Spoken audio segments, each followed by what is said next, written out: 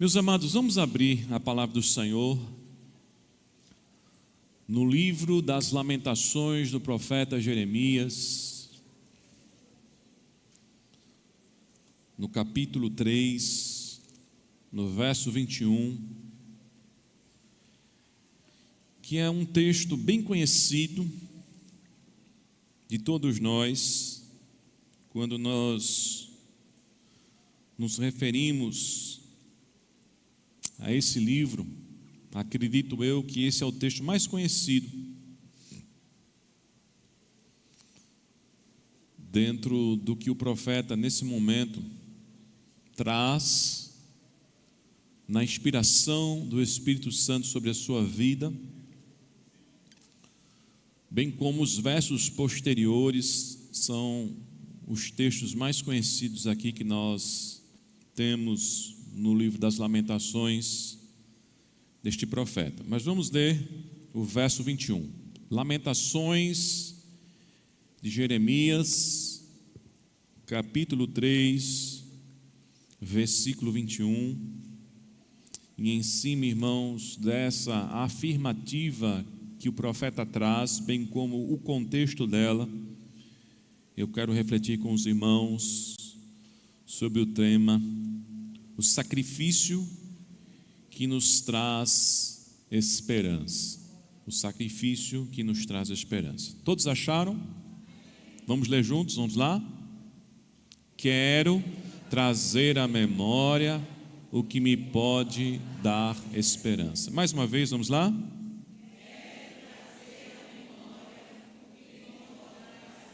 Amém. Senhor, ilumina o nosso entendimento. Abre os olhos do nosso coração. Nos faz enxergar por meio da Tua palavra aquilo que é necessário para a nossa vida nesta noite. Deus, estamos aqui diante da Tua voz e queremos ouvir a Tua voz. Fala conosco, ó Pai, em nome de Jesus. Amém. O sacrifício que nos traz esperança. Será que existe algum ser humano que consiga sobreviver sem esperança? A esperança é o combustível que alimenta os nossos sonhos, é a luz que ilumina a escuridão das incertezas sobre o nosso futuro. A esperança é o que nos leva a acreditar que as lutas não nos levam a um fim e que uma nova chance pode surgir, que a situação pode mudar. É a esperança que mantém os nossos sonhos vivos, são os nossos sonhos que nos fazem lutar pela vida. Alguém já afirmou acertadamente que os sonhos são as sementes das realizações. Os sonhos nunca morrem, o que morre são os sonhadores. E aqui, irmãos, nós estamos diante de uma mesa que desperta ou deve despertar em nós a verdadeira esperança. Por isso que quando nós pensamos no sacrifício de Cristo e essa ordenança que nos foi dada de pararmos e em nome do Senhor, refletindo no seu sacrifício, no simbolismo do seu corpo entregue por nós e do seu sangue derramado na cruz do Calvário, isso também, irmãos, deve gerar em nossos corações esperança. Mas o que nós aprendemos aqui, irmãos, com o profeta? Que no verso 21 ele faz uma declaração para si mesmo. No verso 21 ele está dizendo para a sua alma, para a sua mente, para o seu interior, que aquilo que ele queria trazer para dentro de si eram coisas que poderiam promover essa esperança tão necessária, essa esperança que nos faz então olhar para aquilo que nós estamos vivendo e não enxergar esse momento, talvez de dor, e era aquilo que o profeta estava passando, de angústia, de vergonha, de decepção, de portas que se fecharam, de quedas, de tantas aflições que nós podemos passar na nossa vida como sendo um ponto final. Enxergar a nossa vida, irmãos, e os momentos que nós atravessamos, à luz da esperança do sacrifício da cruz do Calvário, nos leva a superarmos as adversidades, nos leva a superarmos tudo aquilo que parece que veio para colocar um ponto final em nossa vida.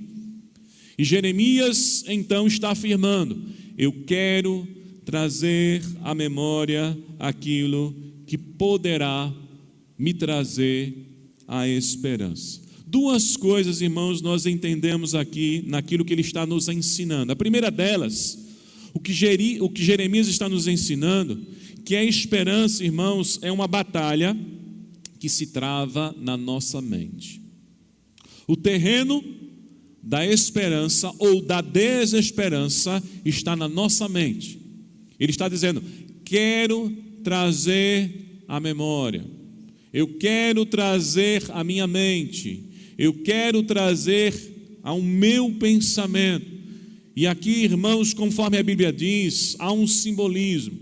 A Bíblia simbolicamente usa o coração como símbolo da nossa vida interior. E entenda que a nossa vida interior, irmãos, é um terreno fértil. É um terreno fértil para absolvermos as coisas que estamos vendo, que estamos sentindo, que estamos concluindo, que estamos desejando. Tudo isso, irmãos, parte de nós e vem também para dentro de nós. E nesses conflitos, irmãos, muitas vezes que nós estamos passando, Jeremias, como toda a palavra do Senhor, começa a nos revelar que a esperança é fundamental para nós, então, vencermos as adversidades que nós passamos na nossa vida. E aí, Jeremias começa a nos mostrar, irmãos, que o campo de batalha é exatamente a nossa mente. A renovação da nossa esperança começa pela renovação dos nossos pensamentos. Ou seja, é praticamente impossível ter esperança quando uma mente está cheia de pensamentos negativos. Sabe quando a gente mais, irmãos, começa a observar a qualidade dos nossos pensamentos? É quando nós estamos sozinhos, sem estarmos envolvidos com qualquer outra coisa. É por isso que muitas pessoas têm medo da solidão, porque a solidão, irmãos, é o lugar que nos coloca conosco, é o encontro que nós temos conosco. Quando eu estou sozinho, é o momento em que mais paro para pensar, é o momento em que as minhas emoções começam a me bombardear. É por isso que no mundo, irmãos, uma das fugas que nós vemos neste mundo é o ativismo. Por que algumas pessoas, irmãos, gostam tanto de trabalhar? Por que algumas pessoas, irmãos, gostam tanto de se envolver com atividades? Porque muitas vezes estão fugindo.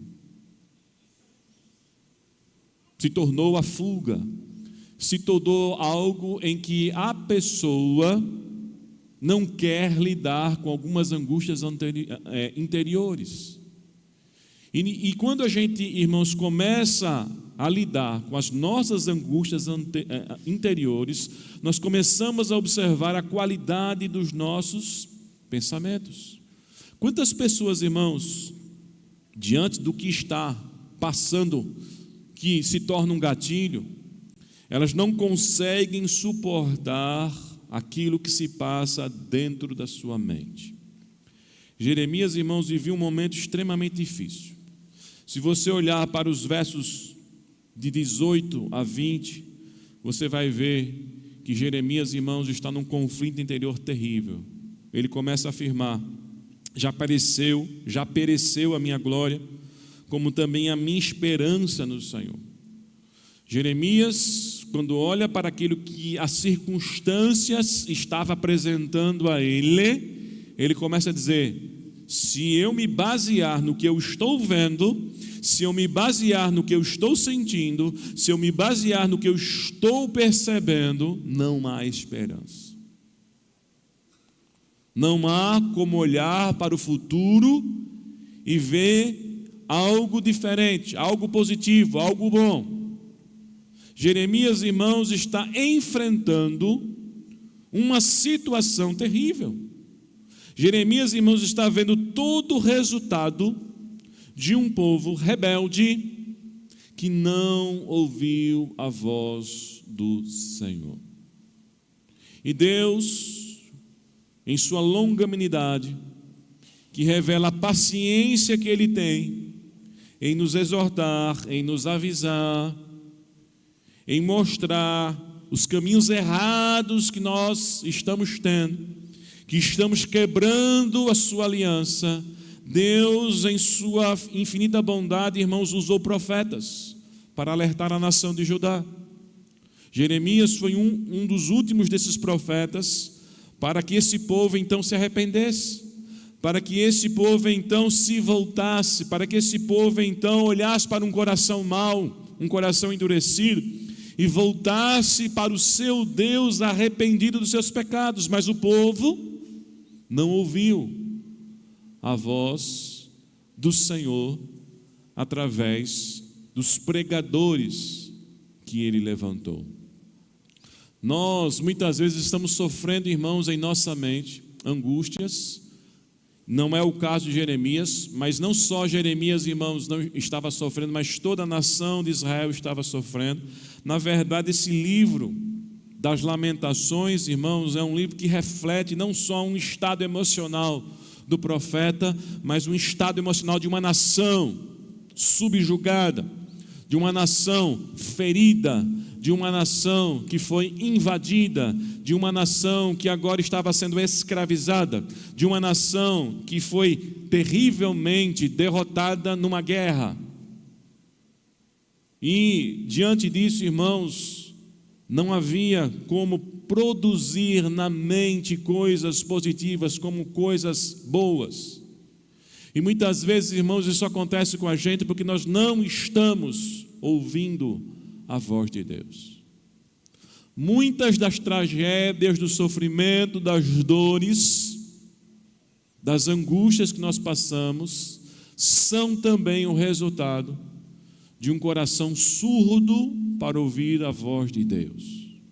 E o coração surdo que não ouve a voz de Deus, irmãos, é o coração duro, é o coração orgulhoso, é o coração que está dizendo a si mesmo que ele mesmo se autodireciona, que ele mesmo tem algo para si melhor do que as propostas de Deus, os caminhos de Deus, que ele prefere fazer a sua própria vontade do que a vontade de Deus. E veja, irmãos, que isso é sutil. A surdez espiritual, irmãos, ela não acontece da noite para o dia, ela vai acontecendo. A gente vai perdendo a percepção de ouvir a voz de Deus. A nação de Israel, irmãos, era uma nação privilegiada. Tinha lei, tinha os profetas, tinha a ação do Espírito Santo através de líderes que Deus levantava para orientar e guiar essa nação. Mas nem sempre a nação de Israel queria seguir os mandamentos de Deus. Nem sempre a nação de Israel queria ouvir a voz de Deus. E nesses momentos, irmãos, tão difíceis, era um momento em que a esperança se esfriava. A capacidade de acreditar na restauração, na mudança, era diluída. Somente uma ação do Espírito Santo, irmãos, no coração, era capaz de iluminar ainda o entendimento e fazer com que muitos não perdessem a perspectiva que Deus continuava no trono, que Deus continuava sendo o Senhor e que Deus continuava sendo o Deus da restauração. E tudo isso, irmãos, é travado na nossa mente. A batalha é na nossa mente. Quando nós olhamos, irmãos, para o profeta Elias, um homem tremendamente usado por Deus, porque você olha o histórico de Elias, usado por Deus para a multiplicação da botija de uma viúva que estava em extrema necessidade, usado por Deus para orar e o filho da viúva ser ressuscitado, usado por Deus para orar e os céus se fecharem e durante 3 anos e meio não chover, como justiça de Deus, para um povo cujo rei era mau, e depois orar e vir chuva dos céus, usado por Deus, irmãos, para enfrentar 450 profetas de Baal e os envergonhar, mas, diante da ameaça da rainha Jezabel, sucumbiu, caindo numa profunda depressão. A batalha da mente na vida do profeta Elias foi uma batalha, irmãos, em que nem sempre ele conseguiu manter a esperança. Nem sempre, apesar de ser um profeta de Deus, apesar de ser usado por Deus, de estar fazendo a vontade de Deus, nem sempre ele conseguiu manter a esperança. Olha para Gideão, irmãos. Quando Deus diz: Gideão, homem valente, vai nessa tua força. Gideão ouve essa palavra. Qual é a resposta de Gideão, irmãos? A resposta de Gideão, irmãos, está na batalha que ele tinha na sua mente. Na mente de Gideão havia muitas dúvidas. Gideão responde dizendo: Ah, Senhor, se o Senhor é conosco, o que é feito de todas as maravilhas que os nossos pais falaram ao teu respeito? Gideão estava dizendo para Deus: existe um histórico na nossa nação, do passado, que muitos dizem: Deus é um Deus que nos livrou do Egito. Deus nos deu vitória na travessia do deserto. Deus fez sinais, prodígios e maravilhas. Deus sempre preservou a nossa vida, nunca nos permitiu sermos derrotados. Gideão sabia dessa história. Mas Gideão estava numa crise.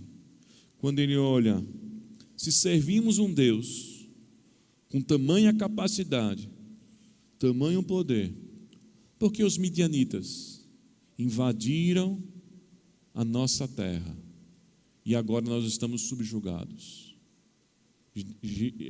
Gideão está na batalha da mente. Batalha da mente. É por isso, meus amados irmãos, que quando a Bíblia fala dos dardos inflamados do maligno, são as setas de Satanás. Aonde é que o diabo mais joga as suas setas? Na nossa mente. Porque o campo de batalha, irmãos, para termos esperança, é travado na nossa mente.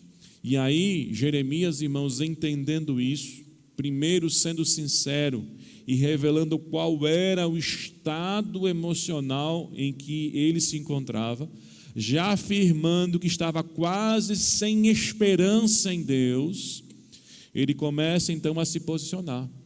É por isso que no verso 21 ele vai dizer: eu quero trazer à memória aquilo que o quê? Eu não posso perder a esperança. Quantos cristãos, irmãos, não deixaram de frequentar a igreja, mas não tem mais esperança no coração?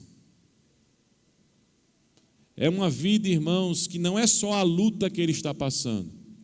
É uma vida que parece um enterro, parece um velório. Não tem alegria, não tem esperança. E eu não estou falando aqui de pessoas adoecidas. Existem adoecimentos, irmãos, que tiram o nosso ânimo, como a depressão. Mas qual é a grande característica da depressão, irmãos, que faz com que a gente veja a diferença entre uma pessoa que perdeu a esperança e que é uma questão espiritual e uma pessoa que está adoecida? Na depressão se perde a alegria e o prazer para tudo. É dentro da igreja, é fora da igreja.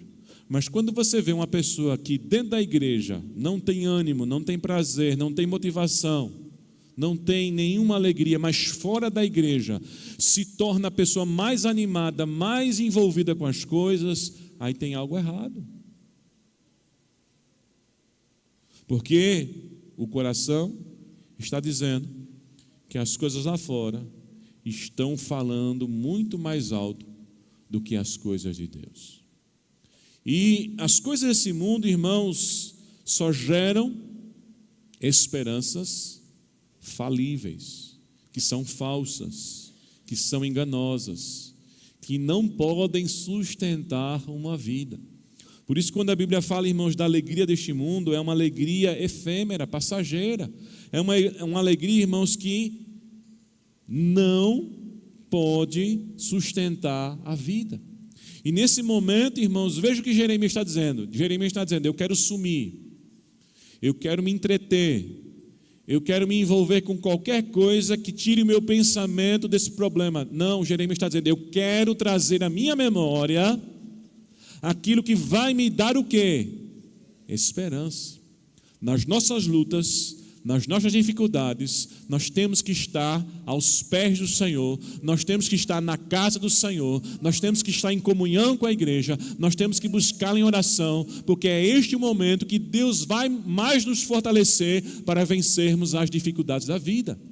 É neste momento, irmãos, que Deus vai aquecer o nosso coração para termos esperança e sabermos que aquilo que estamos passando é momentâneo e Deus vai nos dar a vitória para a glória e louvor do seu santo e eterno nome. Mas a segunda coisa, irmãos, que nós aprendemos com essa declaração do profeta Jeremias, é que a esperança, irmãos, não só é travada em nossa mente, não só nós temos que ter cuidado e entender aonde está o terreno daquilo que gera ou não uma visão sobre o nosso futuro. Mas Jeremias, quando faz essa declaração, dizendo que ele quer trazer à memória o que dá esperança, ele está também ao mesmo tempo falando que a esperança é o resultado daquele que alimenta a sua mente corretamente. É uma batalha travada na mente e nós vencemos essa batalha pela maneira como nós estamos alimentando a nossa mente. Por isso, meus amados irmãos, como é importante em toda e qualquer ocasião, em toda e qualquer oportunidade, estarmos atentos à palavra de Deus. A esperança, irmãos, não é algo instantâneo. Não existe um botão em nós que Deus aperta e de repente acende a esperança. A esperança é alimentada. Ela é alimentada, ela é regada pelo conteúdo que a gente está absorvendo. Como eu falei no início, a nossa mente é um campo fértil. E nós estamos recebendo todo tipo de informação. Nós estamos vivenciando as mais diversas circunstâncias, mas aqueles que são fortes o suficiente para vencer os problemas e as adversidades da vida são aqueles cuja mente foi devidamente alimentada pela palavra de Deus. Quando você olha para Neemias, irmãos, no capítulo 1, no momento em que ele ouve notícias que ele queria tanto saber de Judá, e aí já é um período, irmãos, quase que no final do cativeiro. Aqui o livro de Lamentações, Jeremias está vendo o início do cativeiro.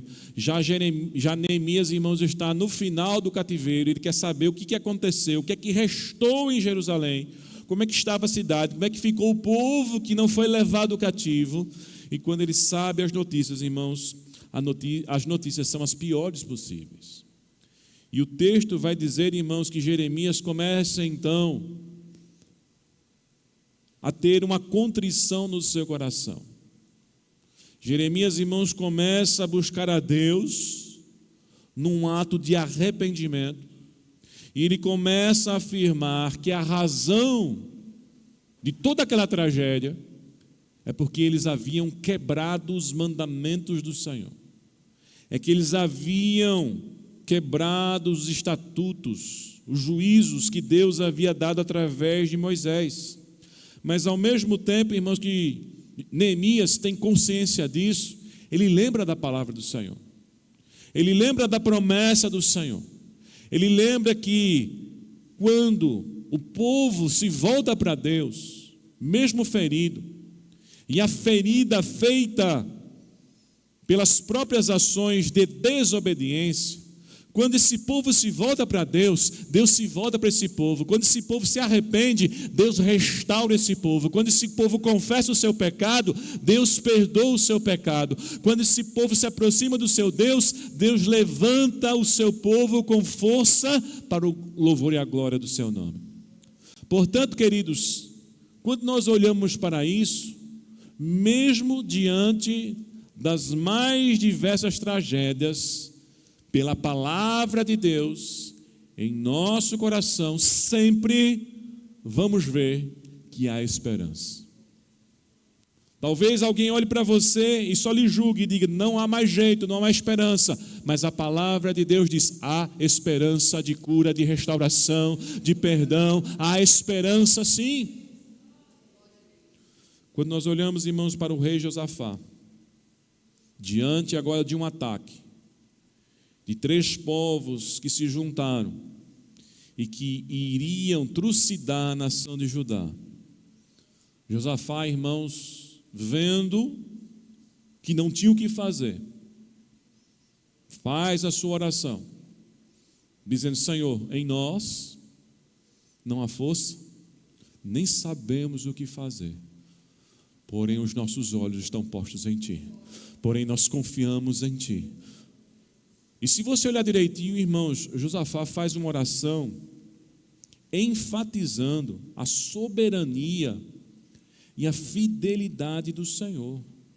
No capítulo 20 de 2 Crônicas, do capítulo 5, do versículo 5 ao versículo 7, é isso que Josafá faz. A Bíblia diz que ele pôs-se em pé na congregação de Judá e de Jerusalém, na casa do Senhor, diante do pátio novo, e disse, ah, Senhor, Deus de nossos pais, porventura não és tu Deus nos céus? O que é que ele está dizendo? Tu reinas nos céus.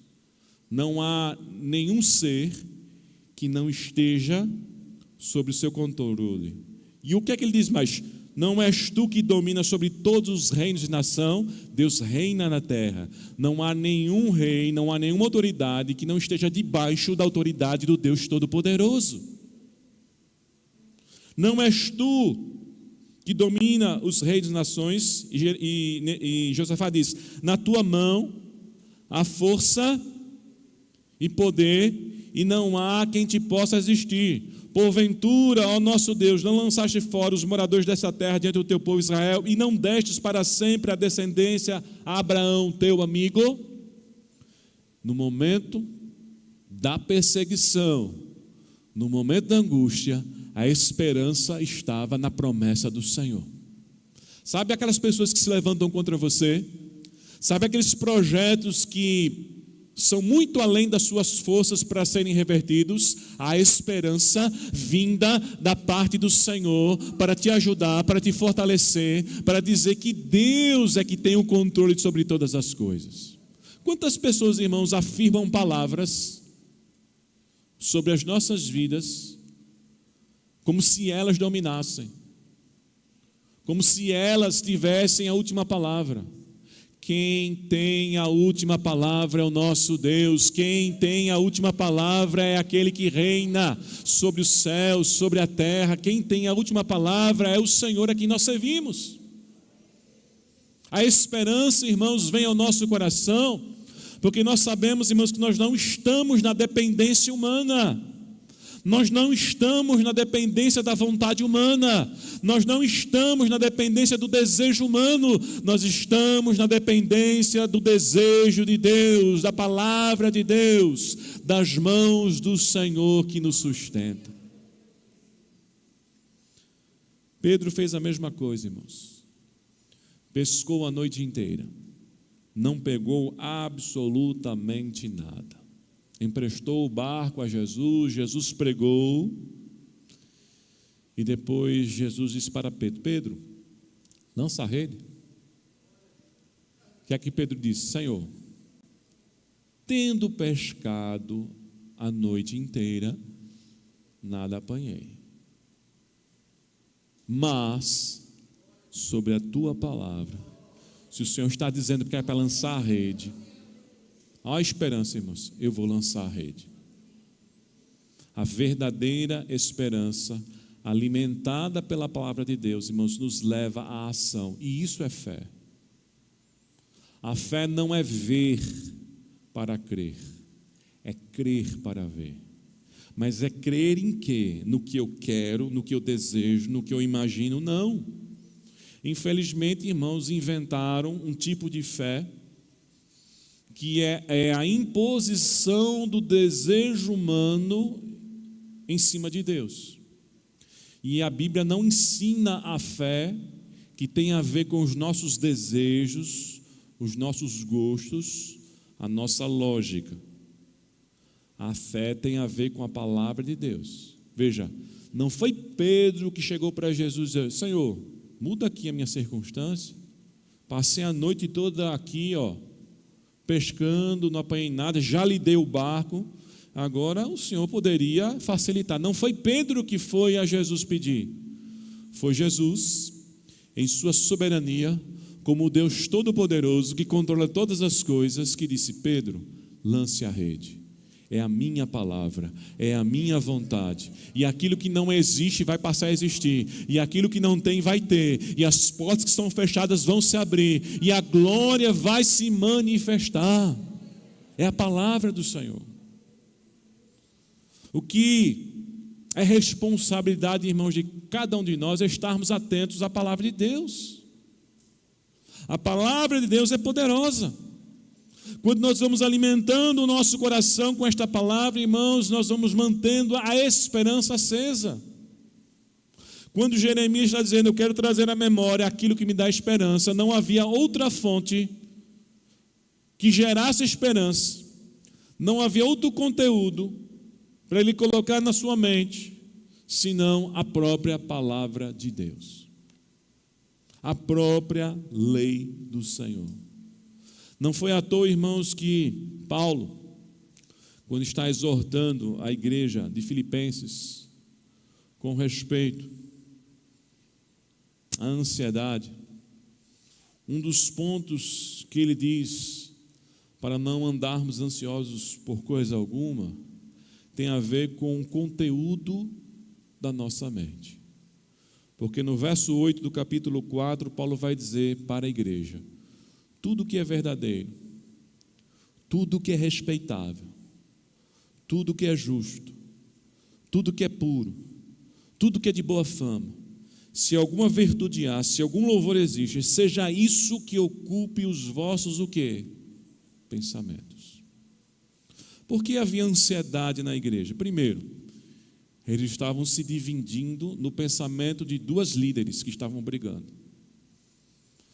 Quando duas pessoas, irmãos, referência dentro de uma igreja começam a brigar, já gera tensão na igreja. Você não sabe para que lado vai. Porque começou o partidarismo dentro da igreja, começou concorrência dentro da igreja, começou divergência dentro da igreja. Começaram os pensamentos muito mais humanos prevalecerem do que o conteúdo verdadeiro que deveria nortear a mente daqueles irmãos. Paulo começa a exortar essas mulheres que estavam ali sendo úteis ao evangelho, mas naquele momento estavam falhando. Eles deveriam pensar a mesma coisa. Eles deveriam estar unidos. Eles deveriam administrar melhor as divergências. E depois eles deveriam colocar na mente o quê? As coisas boas, as coisas verdadeiras, as coisas respeitáveis, as coisas justas, as coisas que produzissem boa fama, as coisas virtuosas, as coisas onde o louvor voltado para Deus fosse o conteúdo.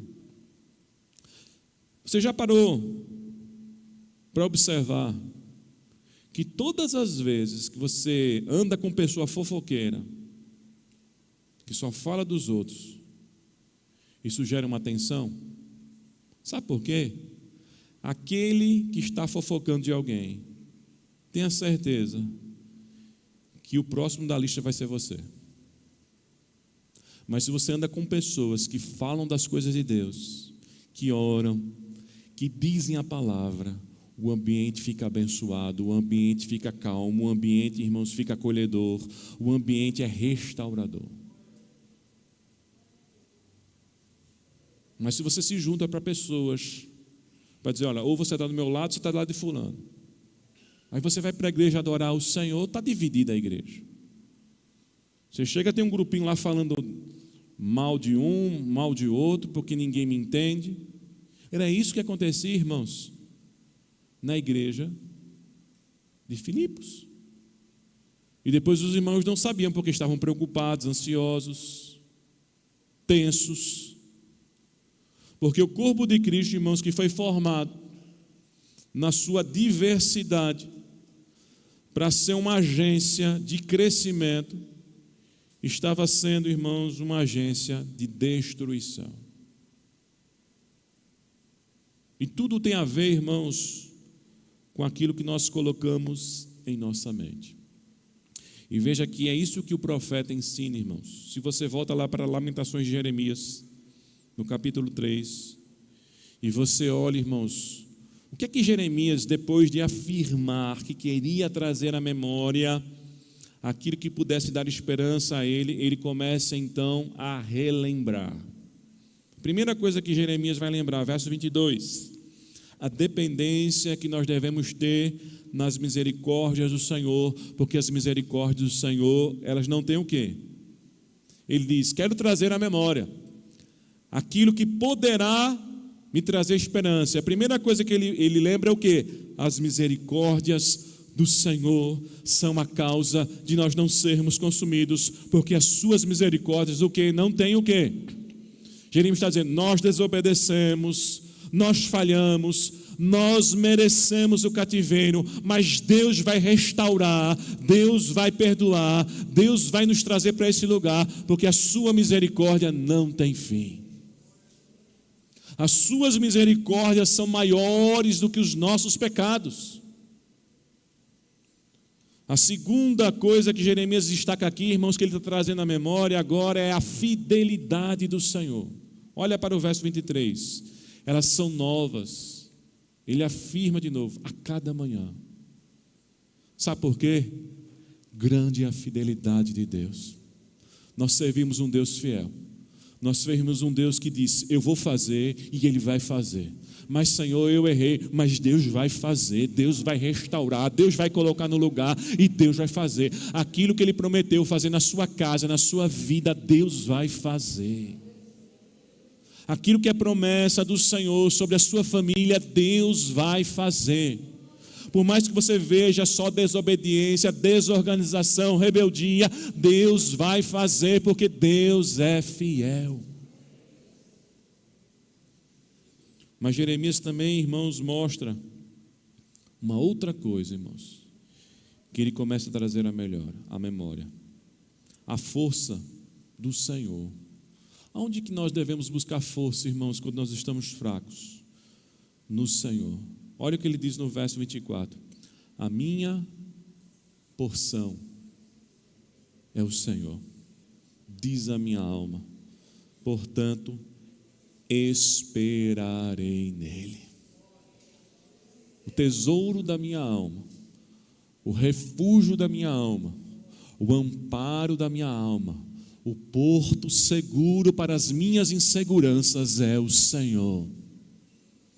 A certeza diante das minhas incertezas é o Senhor. A paz em meio à crise, ao conflito, à ansiedade é o Senhor. Ele é o meu tesouro.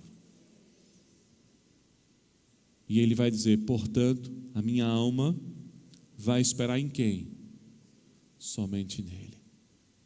Mas veja outra coisa, irmãos, que Jeremias traz à memória, que ele vai então regando a sua alma para enfrentar esse momento tão difícil. Ele vai dizer no verso 25, a bondade de Deus. Ele vai dizer, bom é o Senhor para os que esperam por Ele, para a alma que o busca. É buscar a Deus, é se derramar aos pés do Senhor. Sabe por quê? Porque Deus é bom. Deus nunca deixa de fazer, irmãos, a um coração que verdadeiramente está quebrantado diante dEle. O Senhor não deixa de fazer, o Senhor não deixa de operar. Veja o que ele diz ainda no verso 26. Ele vai dizer, encerrando então: bom é ter o quê? Esperança, e aguardar em silêncio a salvação que vem de Deus. Todo o processo, irmãos, de buscarmos a Deus, mesmo diante do caos, é o processo de acalmarmos a nossa alma e aprendermos a confiar cada vez mais no Deus que é fiel para cumprir a sua palavra sobre a nossa vida. Meus irmãos, o que nós podemos aplicar para a nossa vida? Quando nós falamos, irmãos, sobre o sacrifício que traz a esperança, nós olhamos, irmãos, que a mesa do Senhor, que representa o sacrifício que Ele fez por nós na cruz do Calvário, é a mesa aonde, de fato, nós temos que ter a verdadeira esperança. Às vezes nós olhamos, irmãos, para a nossa vida diante de algumas dificuldades temporais, passageiras, e queremos então comparar ou ter como referência a solução ou não do problema passageiro temporal como uma relação para com Deus. E se Deus não resolveu aquele problema temporal passageiro, o que a gente acha? Que Deus não nos ama, que Deus nos abandonou. E sabe por que nós fazemos isso, irmãos? Porque nós passamos a ter referências erradas a respeito de quem é Deus. Resolver problemas passageiros, temporais, irmãos, é coisa pequena. O que Deus resolveu, irmãos, foi um problema muito sério. Deus nos deu a vida eterna. Quando nós olhamos, irmãos, para o cativeiro de Israel, o cativeiro de Israel, irmãos, revela justamente a nossa condição espiritual, presos no pecado, escravizados por Satanás e por um mundo hostil. E o que é que Deus fez? Restaurou a nossa sorte. Como diz o salmista no Salmo 126, quando o Senhor restaurou a nossa sorte, ficamos como quem sonha. A mente não conseguiu compreender o que estava sendo revelado diante dela. Parecia um sonho, parecia uma coisa que não era verdadeira. Mas começamos a dizer: grandes coisas o Senhor fez por nós. E começamos a ouvir muitos dizer: grandes coisas fez o Senhor por estes. Por isso que nós estamos alegres, porque o nosso Deus é Deus de libertação. O nosso Deus é Deus de restauração. O apóstolo Paulo, irmãos, escrevendo aos Efésios, fala desse cativeiro que Deus nos libertou. Efésios capítulo 2, a partir do verso 1, Paulo vai dizer: Ele vos deu vida, estando vós mortos nos vossos delitos e pecados, nos quais andastes outrora segundo o curso desse mundo. Primeira libertação. Segundo o príncipe da potestade do ar. Segundo a libertação do espírito que atua nos filhos da desobediência, entre os quais também todos nós andávamos outrora. Agora vem a terceira e mais importante libertação. Segundo as inclinações da carne, fazendo a vontade da carne e dos pensamentos. E por causa disso, o que nós éramos? Filhos da ira.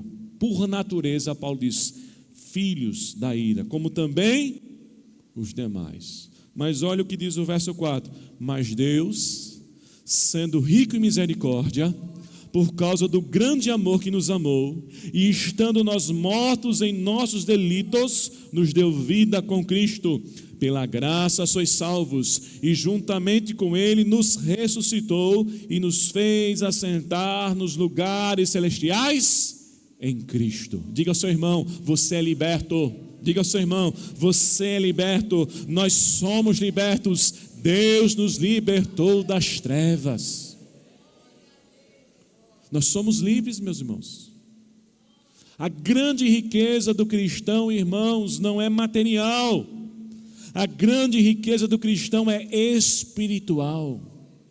O que dessa libertação espiritual vai se refletir no dia a dia, irmãos, é secundário. Mas o mais importante, que eu e você vamos para um céu onde não haverá separação social.